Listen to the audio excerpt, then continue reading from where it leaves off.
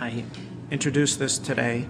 I think I don't know if you heard my floor statement, but I think it's a good bill that would energize our democracy. It would get kids involved in voting, and it would get them involved in voting in a limited way that would kind of mirror the graduated driver's license. It would kind of be like a graduated voting license, where you start to get to be able to vote in an area where, really we have terrible turnout. We just had an election yesterday with a lot of school board elections had less than 10% turnout.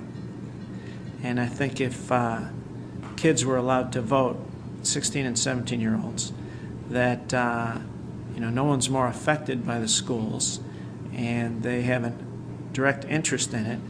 And as one parent told me, well, man, if my kid could vote, I would have to vote then. I don't want them to outvote me. So it would encourage adults to vote more. It would shame them into voting, and it would make them realize the value of that vote. Most radical and revolutionary legislation to allow kids that are 16 and 17-year-olds to vote, but I would do it in a very narrow area. Just let them vote in local school board elections, just for school board candidates. They know more about that because they attend school. They have a direct interest in it, so they want the school to be as good as possible. So I think that would get them started on the habit of a lifetime, casting ballots and doing their civic duty. Right now, our participation in local school board elections is poor.